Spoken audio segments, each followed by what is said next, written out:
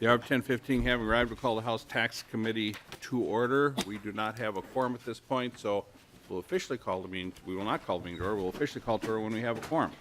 But we will start out with House File 3334. Members, if you take that out of your packet, we're going to start right away. So when we have a quorum, I will move House File 3334, and I see there are no amendments. Welcome to the committee, Representative Layman, and please present your bill. Okay, thank you, Mr. Chair and members. I'm pleased to be here today to talk about House File 3334. And this is a conversation that I've been having, others have been having with the mining industry the last couple of years. You might recall that we provided CI tax break last year in the way of eliminating the first $100,000 of valuation for CI properties as regards their state tax. When things like that happen, the mining industry does not benefit because the mining industry doesn't pay taxes like other industries, and they pay a production tax and they pay an occupation tax. But at the same time, the industry has its ups and downs, as we all know. It's a cyclical industry.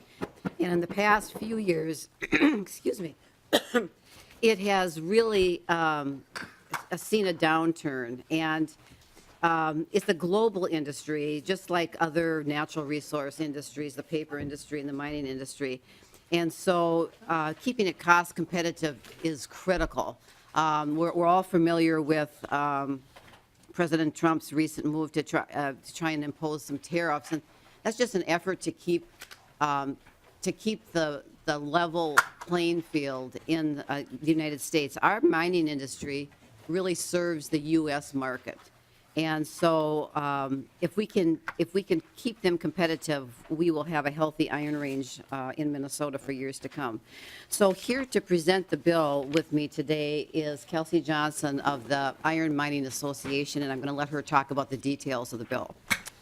Thank you, Ms. Johnson, and welcome to the committee. First of all, is there anyone else in the audience who would wish to testify on behalf of the bill? On behalf of the bill, anyone with concerns? Would the department like to comment? Thank you, Mr. Cummings. Again, not thank you that you're not testifying, but thank you for being who you are. Okay, so with that, please state your name and who you represent for the record, please. Thank you, Mr. Chair. Members, my name is Kelsey Johnson, and I'm president of the Iron Mining Association, and I'm here in support of House File 3334. Thank you for this opportunity. Welcome to the committee. The IMA represents 6 operating iron mining facilities, 2 idled facilities that span the Iron Range, and 175 vendor members that are located throughout Minnesota and North America. Combined, our industry supports 15,000 employees.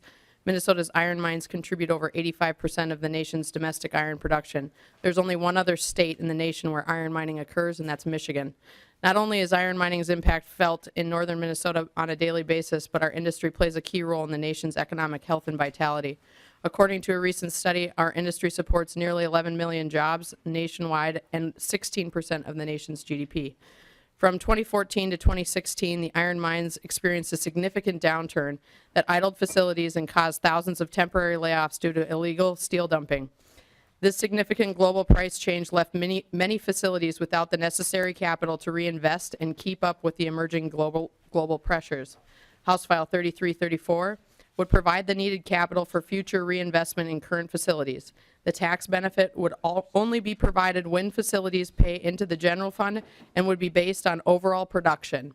All other constitutionally dedicated distributions would be fulfilled before this rebate would be provided back to the facilities. Thank you again for this opportunity, and I can defer to my colleague. Before you do that, any questions from members for Ms. Johnson? Okay, thank you, Ms. Johnson. If you want to stick around here, please state your name and who you represent for the record, please, sir. Good morning, Mr. Chairman, members of the committee. My name is Peter Coyle with Larkin Hoffman. I represent United States Steel. Welcome to the committee. Thank you very much for the opportunity to be here this morning, and I want to thank Representative Layman for bringing this bill forward. Mr. Chairman and members, I just want to offer up a couple of points.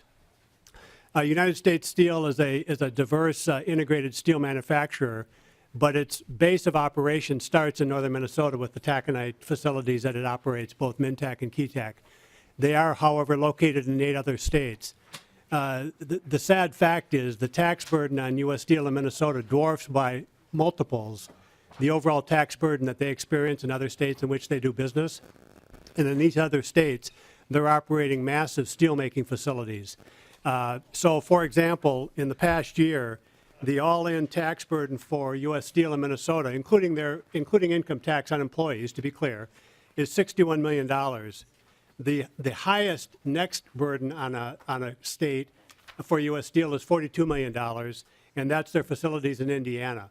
So the request today is to help U.S. Steel prioritize investment in Minnesota, notwithstanding a high tax exposure that they have. And the proposal by Representative Layman is a modest but very important and helpful step in that direction. Thank you very much for the opportunity to testify this morning, Mr. Chairman. Thank you, Mr. Coyle. Any questions for Mr. Coyle? Chair Carlson. Yeah, Mr. Chairman, Mr. Coyle, I was listening to the previous testifier, and she said the only mining in the U.S. is Michigan and Minnesota. And then I look at your plants, and where I'm headed for is what's the cost of transportation, because I assume if that's the only place there's mining, you've got Alabama.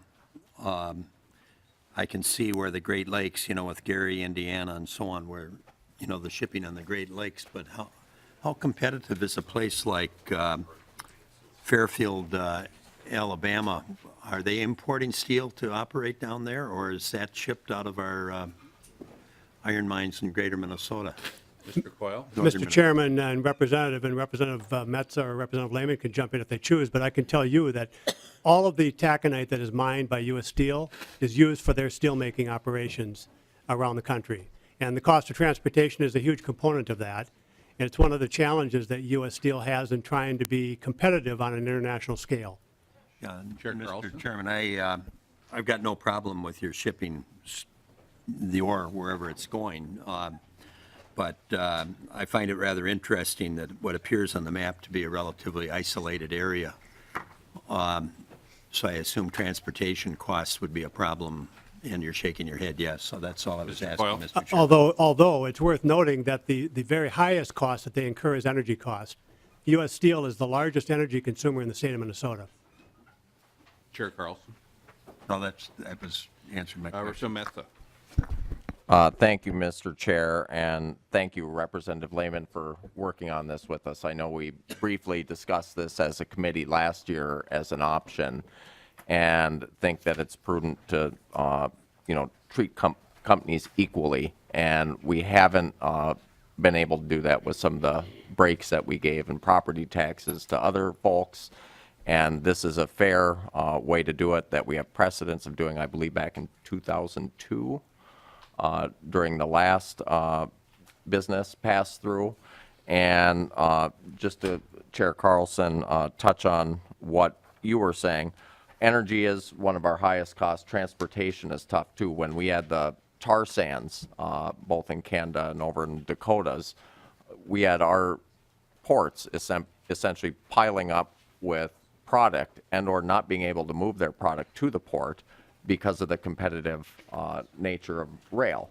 And the oil folks were locking up a lot of those empty freight trains and filling them up so that we couldn't move the product around, and really need to get back to, providing the resources here as a state to, I think, make rail more competitive, to your point, and get a little bit more competitive in terms of the amount of companies who are working and bringing those products around, so that we don't end up in a position where we're producing the ore that they need to make the steel, and we can't get it to the port and out to the furnaces. And so, again, this is a good bill. Thank you, Mr. Chair, for hearing it today, and I'll keep posted as we have other questions on this and see if I need to jump in again. Thank you, Representative Metz. We do have a quorum. I'll officially call the meeting of the House Tax Committee to order.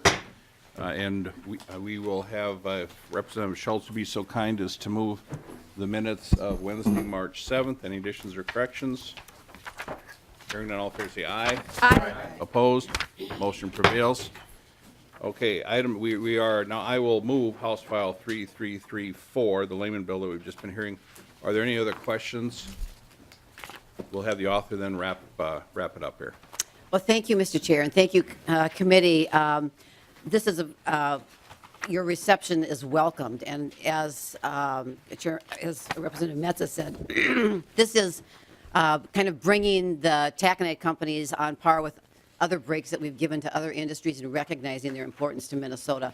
It's probably transportation, energy, and taxes are probably three of the areas that we can try and control and be competitive. So thank you very much.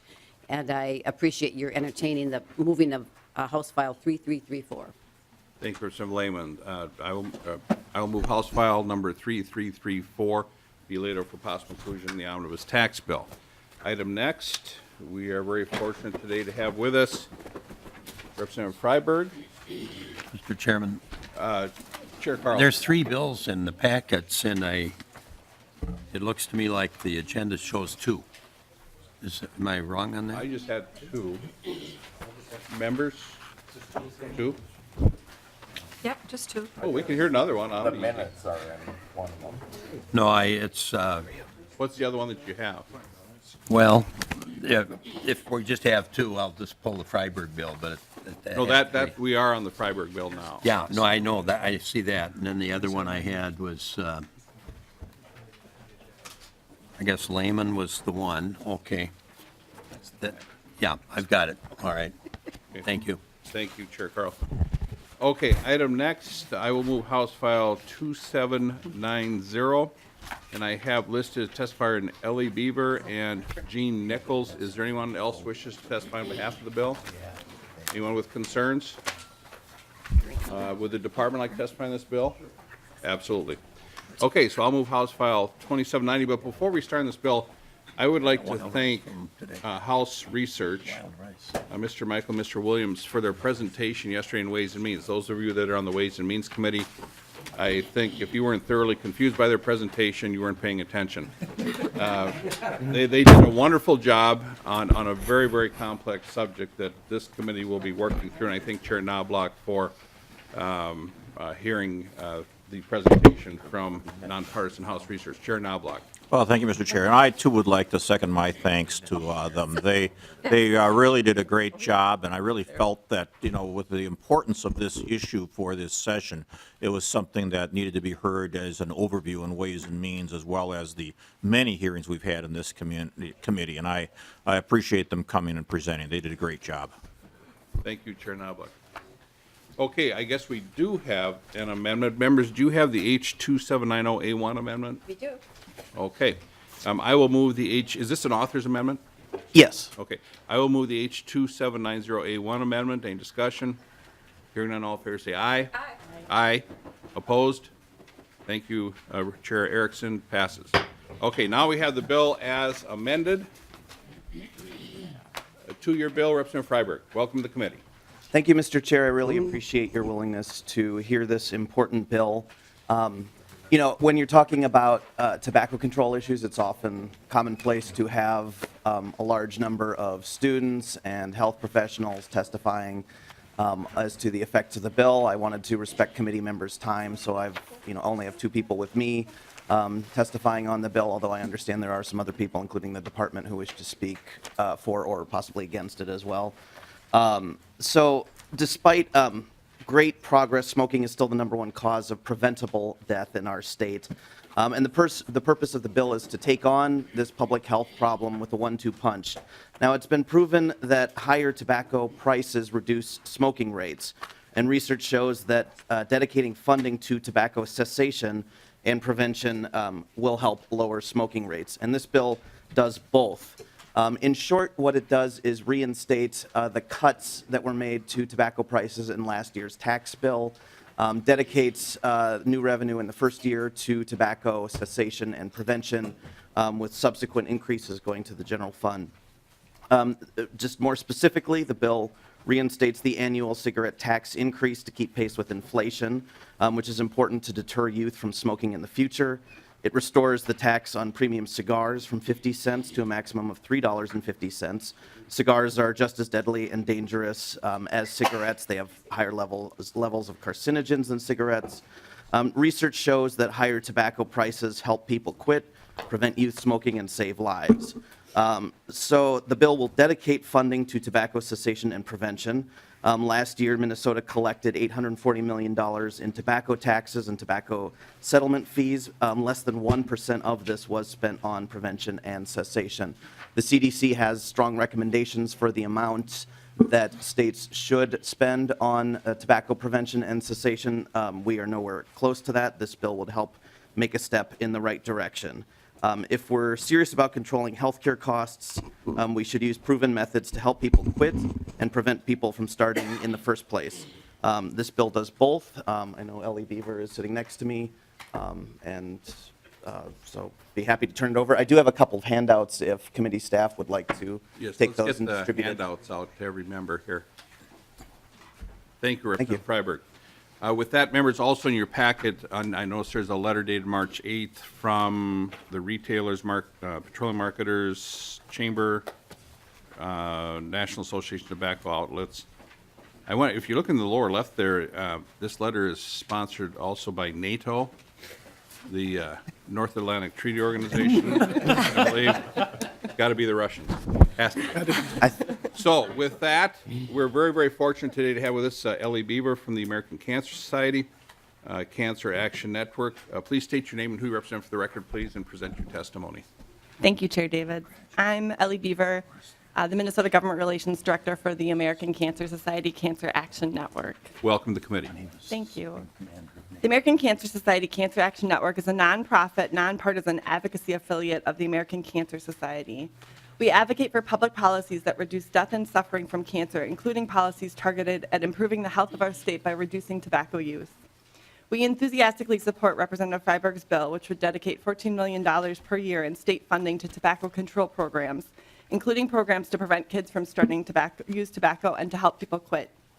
We are also a member of the Minnesotans for Smoke-Free Generation Coalition, a coalition of over 50 Minnesota's leading health and other interested organizations that share a common goal of saving Minnesota youth from a lifetime of addiction to tobacco. Other members include the American Lung Association, the Minnesota Medical Association, the Mayo Clinic, and the American Heart Association. Tobacco use remains the largest preventable cause of disease and premature death in the United States. According to the U.S. Surgeon General, smoking is known to cause 12 types of cancer, including lung, stomach, liver, pancreas, kidney, cervix, bladder, colon, and acute myeloid leukemia. In fact, smoking is responsible for over a quarter of deaths in Minnesota, which means over 2,500 people will die from cancer caused by tobacco this year alone. About 80% of lung cancer deaths are related to tobacco use, and lung cancer is the #1 cause of cancer death in Minnesota. Additionally, smokeless tobacco has been identified as a source of nicotine addiction and can cause cancer of the mouth, esophagus, and pancreas. The Center for Prevention of Blue Cross and Blue Shield estimates that Minnesota spends over $3 billion in excess healthcare costs because of tobacco use. Preventing tobacco use and helping people quit is key to driving down cancer rates in our state, which saves lives and money. As Representative Freiberg said, last year the state collected more than $840 million in tobacco taxes and settlement fees that went into the general fund, and less than 1% was spent on tobacco prevention and cessation efforts. Dedicating just a fraction of the tobacco funds to keep kids from starting to use tobacco and to help Minnesotans who smoke quit is a common sense move. Tobacco cessation and prevention programs serve to address broader issues caused by tobacco-related health and social costs by protecting the state's most vulnerable residents from the ravages of tobacco use, optimizing population health, and minimizing preventable health care expenses, thereby laying the foundations for a healthy and productive workforce. The legislature needs to act now because quit plan services, free tobacco cessation services currently available to all Minnesotans, will end in early 2020. People depend on cessation services to help them stop smoking because nicotine is such an addictive substance. Over 2/3 of current people who smoke say they want to quit using tobacco. These are people who need our help, and they would benefit from this legislation. Their lives are depending on it. ACSCAN has staff and advocates working to ensure funding for prevention and cessation in every state in the country. The 2014 Surgeon General's report determined states that have made larger investments in comprehensive tobacco control programs have seen larger declines in cigarette sales than the nation as a whole. And the prevalence of smoking among adults and youth has declined faster as spending for tobacco control programs has increased. Providing tobacco cessation services without barriers and accessible by all people is a critical component of all state tobacco control programs. But quit smoking services are not enough. We need to stop the start. That's why we absolutely support the dual purpose of this bill, cessation and prevention. Finally, I'd like to point out that ACS Canada would not normally support a bill like this if all it did was raise the price of tobacco by a few cents a pack. The benefit from such a small increase on its own is likely negligible. But because this is restoring the tobacco tax cuts from last session and dedicating that new revenue to prevention and cessation, we support it because prevention and cessation services are so crucial to ensuring fewer Minnesotans smoke, and therefore fewer Minnesotans are diagnosed with cancer. I encourage your support for this bill. Thank you for allowing me to testify today. Thank you very much. Any questions for Ms. Bieber? I have a question for you, and you can do some research. Who or what was the first city in the United States, and who was the mayor that banned cigarette machines? I don't know that. 1987. You can, first city to ban cigarette machines. I'm going to take a wild stab and say Preston. How'd you know that? Yeah. He's good. Preston, Minnesota. I think it was 87 or 88. We banned the cigarette machines in the city of Preston. Okay. Now let's go. Any questions for Ms. Beaver? Mr. Chair, Chair Anderson. did you have any cigarette machines in Preston? No, so they're easy to ban. No, there was one at the branding iron and one at the pizza place. And it's kind of interesting how that happened because I was mayor and parents would keep coming to the council saying, my kid's buying cigarettes at the cigarette machine. You got to stop them. Well, just tell your kids not to buy them there, okay?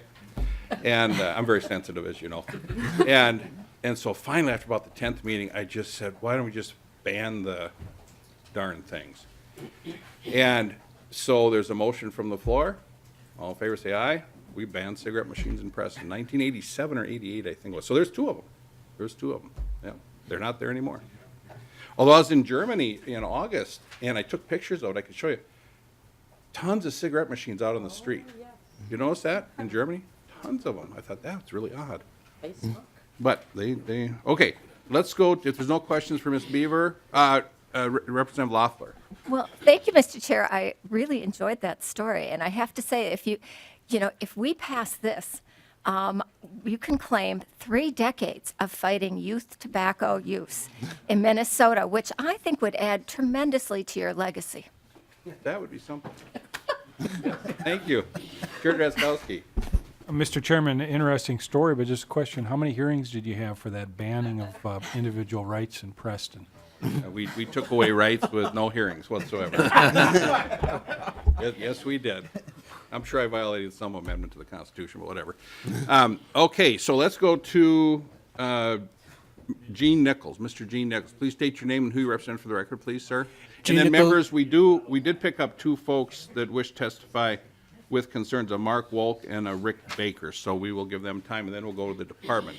Mr. Nichols, sir, Gene Nichols, American Heart Association. welcome to the committee. Thank you, Chair Davids, committee members. I'm Gene Nichols, a volunteer with the American Heart Association and the chair of the Heart Association's Advocacy Committee. Retirement keeps me busy, as I also serve as the board chair of the Open Cities Health Center, a federally qualified health center here in St. Paul, and I work for the African American Leadership Forum. All of my organizations are members of the Minnesotans for Smoke-Free Minnesota Coalition.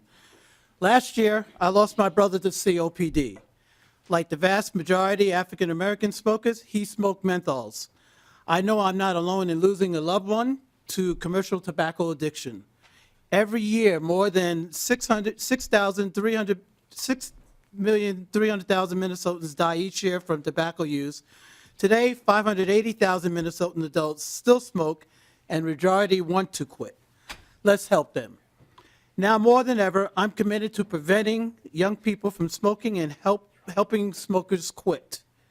The American Heart Association's mission is to improve the cardiovascular health of all Americans by 20% while reducing deaths by coronary heart disease and stroke by 20% by 2020. Like ACS can, we can't do this alone. Tobacco cessation services are proven to save lives and money. Helping people quit smoking is one of the most cost-effective health services. For every dollar Minnesota invests in counseling and nicotine replacement therapy, $1.29 would be saved annually. Quit-line counseling and medication support can more than triple the chances of a person successfully quitting.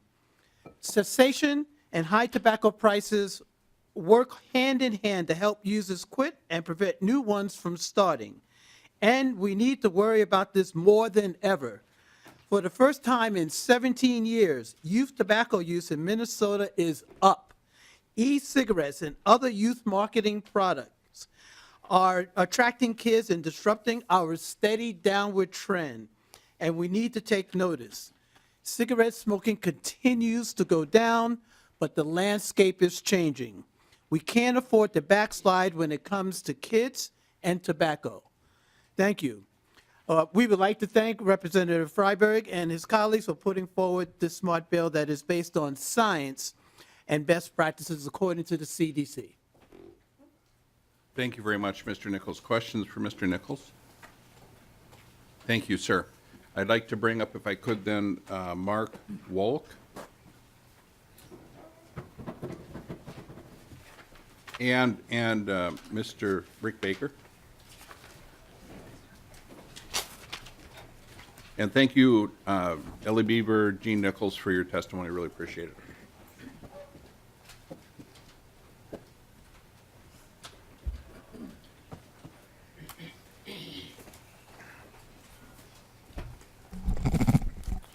Thank you, Chairman David. Please state your name and who you represent for the record, please, sir. My name is Mark Wolk, and I'm from Stogies on Grand in St. Paul, Minnesota. Welcome to the committee.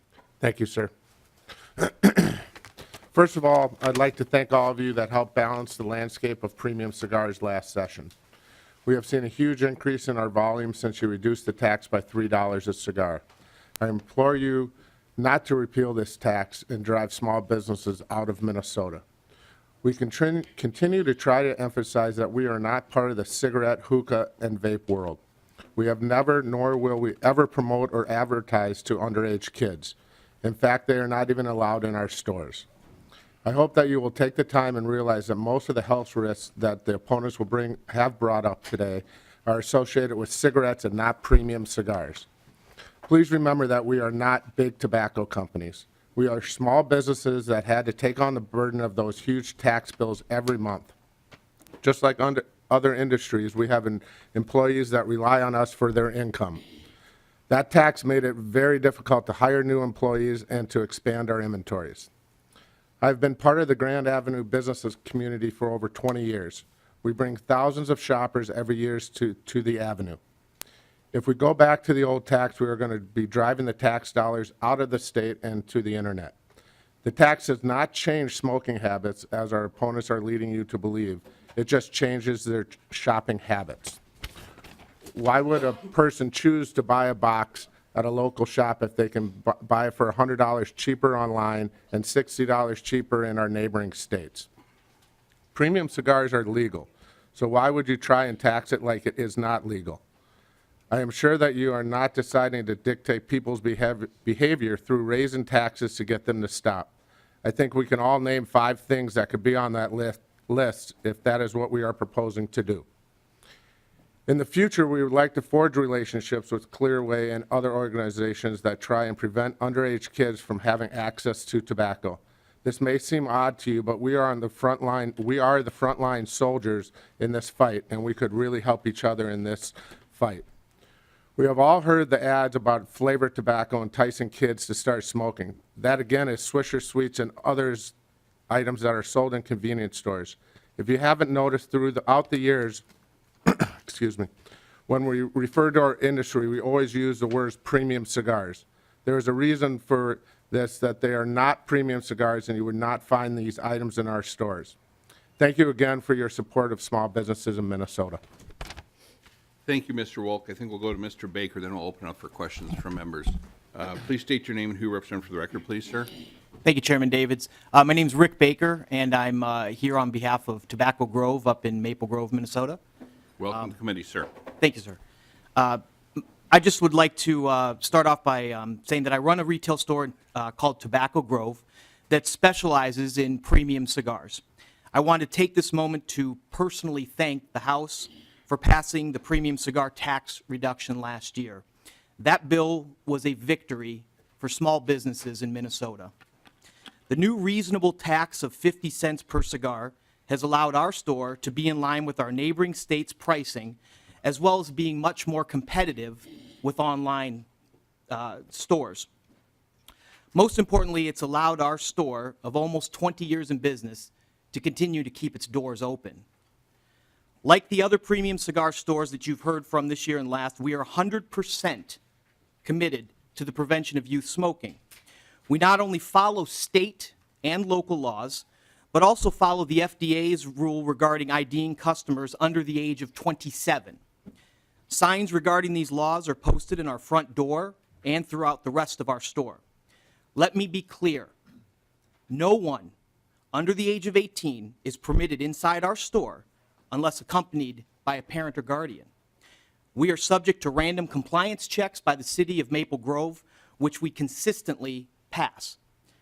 We're a unique store, like others that you've heard from, and not to be confused at all with convenience stores, gas stations, head shops, hookah bars, and cigarette outlets. In fact, Tobacco Grove does not even sell cigarettes. We are specifically talking about premium cigars. We're your local neighborhood businesses whose existence depends on reasonable taxation, as the current law supports. In closing, I just want to again thank you so much for supporting the sensible taxation that you passed last year, and thank you for supporting Minnesota's small businesses. Thank you, sir. Questions from members? Representative Loeffler. Well, thank you, Mr. Chair, and I'm wondering if both of our witnesses, since we have a real-life experience here, can tell us when the state reduced the cost to you of each cigar by $3, what did your price difference change? And because it was argued that this was going to benefit totally the customer and the competition, and yet you've mentioned other costs. What was the real impact? Mr. Wolk. At Stogie's on Grand, we passed out the whole $3 savings on to the customer. And we consistently saw every month people talking about that they want to support local businesses. And that was the biggest thing is that we could now be competitive with our neighboring states. But our store passed the whole $3 savings on to the customer. As did ours as well. Yes, ours did as well. We passed it on, which is what the majority of the premium cigar shops here in Minnesota did, was pass it on to the consumer. That was the whole point, was to be able to regain the business that was being lost to our neighboring states, and more specifically also to online sales. One note is that we were seeing customers coming back that we hadn't seen in over 5 years. And these customers had not stopped smoking, as they all let us know. They were all, in fact, actually just said, well, you guys are a little bit closer to what I'm spending for this box online, so I'd rather support, as Mr. Wolk said, small business here in Minnesota and have my dollars stay in Minnesota. Representative Loeffler. Well, thank you, Mr. Chair. That's good to know. You're kind of a niche business, as you clearly described. I think most people buy their products in convenience stores and the other things that you notified. I don't think there's that many unique businesses like yours throughout the state of Minnesota. And last year we did something in the tax committee that I don't think I've ever seen before, which is we redefined a product. We redefined premium cigars to not be just those that are hand-rolled, but instead allowed machine-made cigars. So we much broadened the market of marketing premium cigars, and I suspect your competitors have taken advantage of that and now claim that they are marketing premium cigars. And the reason you want to use premium is because that makes the customer feel special, like it's a special splurge. And I have talked to youth, and they do see that as something that really entices kids to want to step up and be like those, celebrity images that they see. And so I appreciate the fact that you're sharing your business experiences. I think we still need to think about members. The vast majority of places where people buy their tobacco products, and more importantly, I think we need to talk about the health impacts and the health costs. And I have seen many people around this table fret about the growth in the Health and Human Services budget. And this is a huge driver of it. We heard the statistics from the Cancer Society.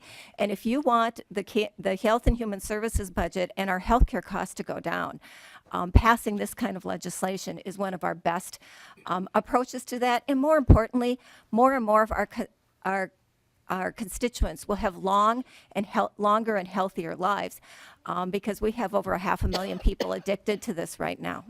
Thank you. Thank you, Mr. Lawful. Any other questions for Mr. Wolk or Mr. Baker? Okay, thank you, gentlemen. Now we're very fortunate to have with us Mr. Cummings from the department who would like to comment on this bill as amended. And while Mr. Cummings is coming up, tomorrow, you can see the agenda for tomorrow, 3569, 3464, 3410, 3411, otherwise known as Greg David's Day at the Capitol, or as Mr. Rubis would say, like any other day. Okay, so with that being said, please state your name and who you represent for the record, please, sir. Some fine pieces of legislation there, Mr. Chair. Fine pieces, fine. Mr. Chair, for the record, my name is Paul Cummings, and I am the Tax Policy Manager at the Minnesota Department of Revenue. I was able to talk to Representative Freiberg before the hearing. And Mr. Chair, I did notice I was gone one day from Tax Committee, and there were donuts, and there were massages, and there was a whole bunch of other stuff. It just reminds me that I shouldn't miss Tax Committee. You need to stick around, Mr. Cummings. We missed you, by the way. Thank you, Mr. Chair. In 2007, the legislature, over the objections of Governor Dayton, repealed the inflator on the moist snuff and cigarette taxes and reduced the maximum tax on premium cigars from $3.50 per cigar to 50 cents per cigar. The purpose of the 2013 enactment of the cigarette tax increase inflator was to make strategic investments in healthcare, education, and jobs, and to reduce smoking in Minnesota, particularly among its youth. Each year, more than 6,300 Minnesotans die from smoking-related illnesses, and smoking costs Minnesotans more than $3 billion in excess healthcare costs. Since Governor Dayton signed the law, the tobacco law increases in 2013, smoking has declined, most notably among high school students. In fact, the smoking rate among 11th grade students in Minnesota has declined by 1/3.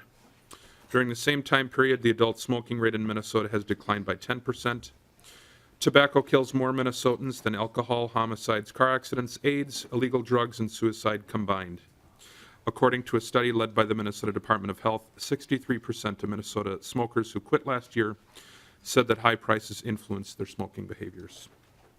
The elimination of the inflator on these taxes made cigarettes and moist snuff more affordable for our youth, who are the most price sensitive years down the road. Removal of the inflator lowers the cost of cigarettes and snuff over time in real dollars. Especially galling is the tax break for premium cigars. If I could, Mr. Chair, lift up the voices of some in our community on this piece of legislation. Ms. Megan McFarling of a Mounds View High School student said the majority of her friends, 15, 16, and 17 years old, I would guess about half of them use tobacco products. This past year, the legislature decided to make cigars cheaper. Well, I've seen from other kids how smokers start with cheap tobacco products because you can afford them. And yes, Mr. Chair, last year's tax bill made tobacco cheaper in real dollars. Here is another note that the governor received on this topic. Mr. Trey L. Godfrey, a St. Paul student, said, cigars appeal a lot to young men who are like me. They make guys feel important, like they're rich and powerful. And once you try it, you're hooked. At the Capitol, when they agreed to cut the price of cigars, I don't know what they were thinking.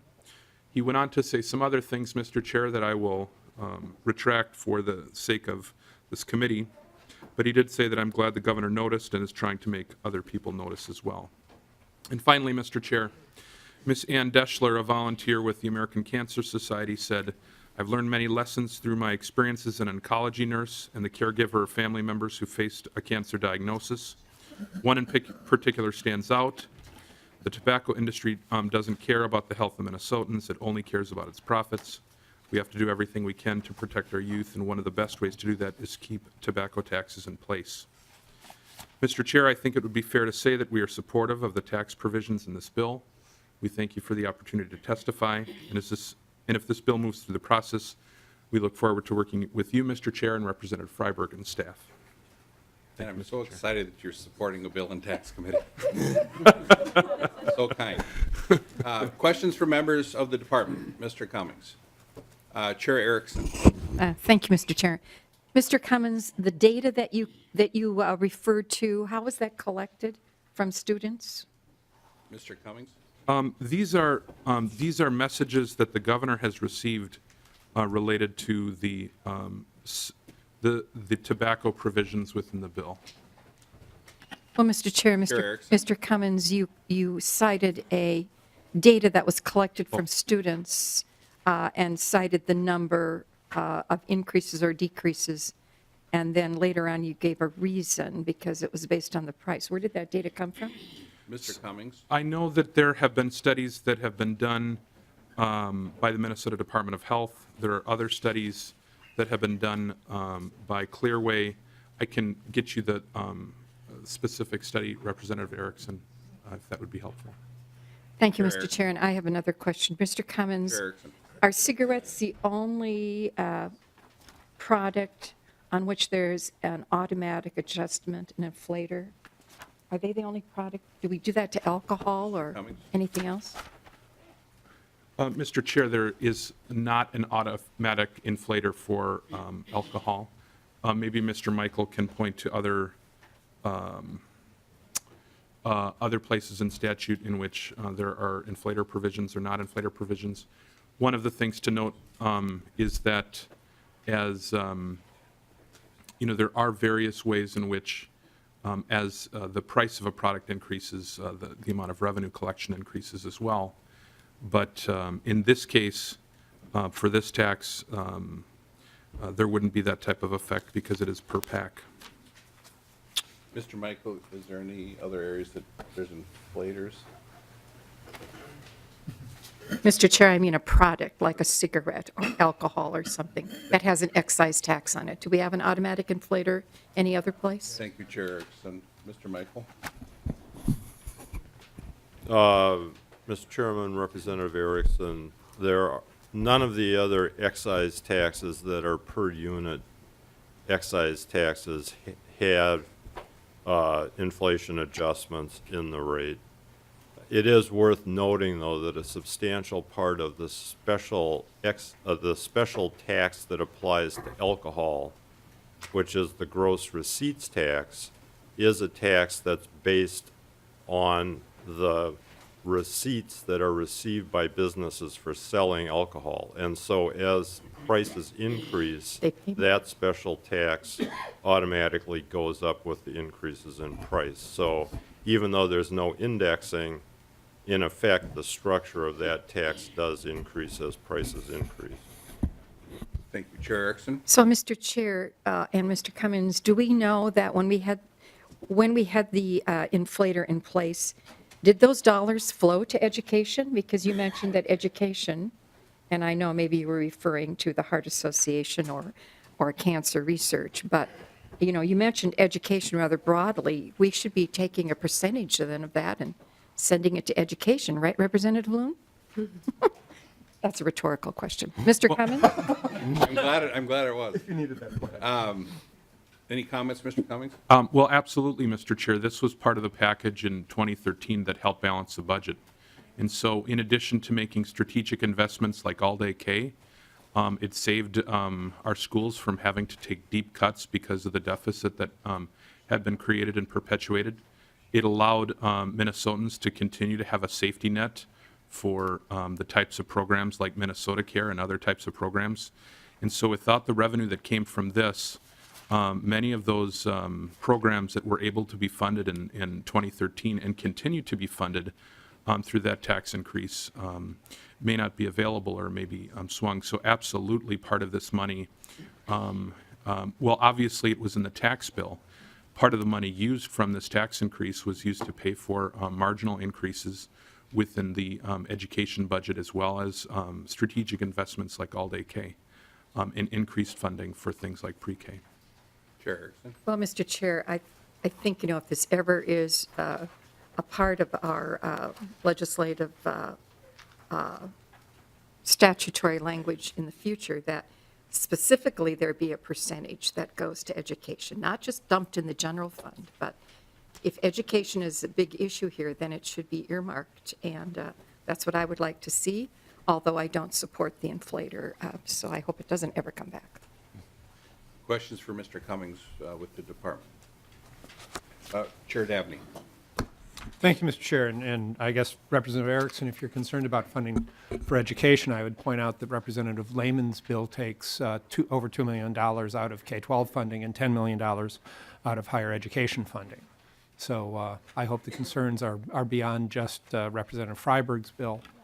My question to Mr. Cummings, the other way of looking at this bill is how large a subsidy do we provide the tobacco industry and smokers?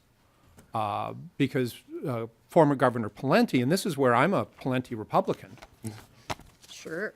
Okay, maybe not quite, but Have you been endorsed yet, Chair Dabney? oh, thank you. You just saved me. This isn't on, is it? No. We're not recording? Good.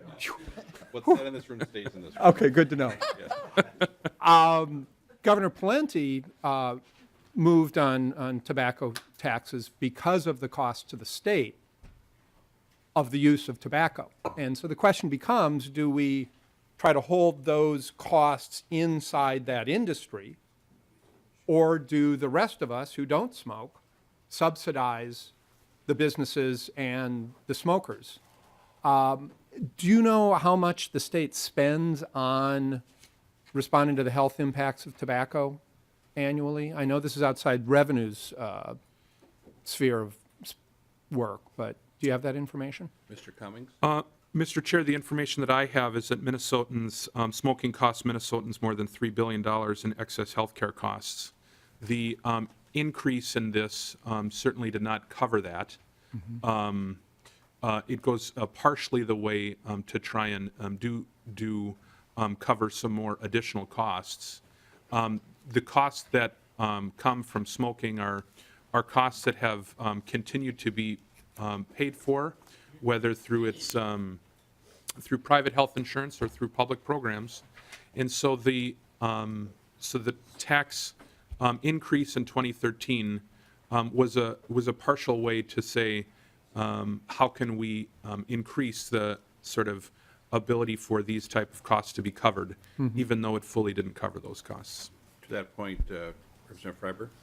Thank you, Mr. Chair. And I would just add to that the intention of the bill is not to subsidize the cost of the full $3 billion in excess healthcare costs that the tobacco industry and tobacco addiction costs the state, but to fund more upstream prevention and cessation measures that will help bring down the costs at a much more dramatic rate.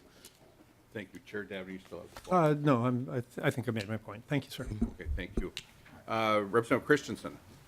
Thank you, Mr. Chair. Mr. Cummings, could you break down for the committee a little bit how this proposed tax increase would break down among income brackets? How it would affect Minnesotans kind of by income brackets? Would one income bracket kind of be affected more than another?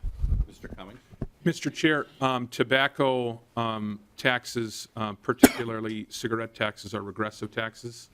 So they hit low-income people more than they hit higher-income people. It takes, we also see that a larger percentage of people's income at lower brackets are impacted by cigarette taxes.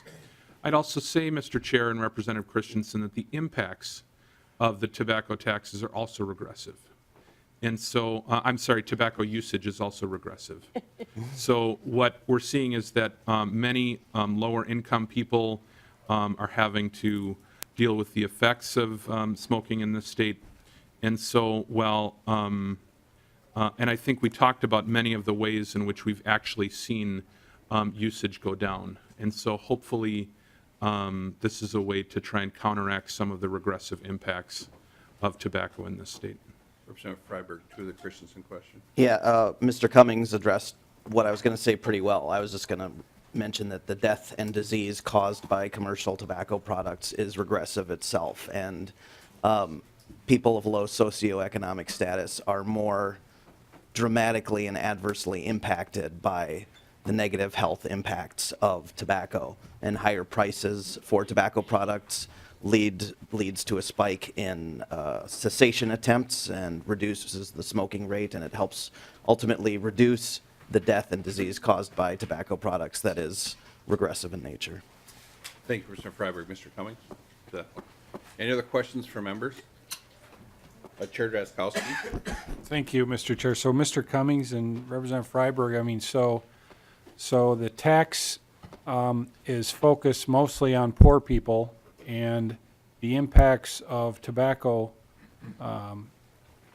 affect poor people maybe proportionally the same as what you're kind of communicating. So is the motivation here we're going to tax them so we can save them from themselves? Is that what we're doing here, or what?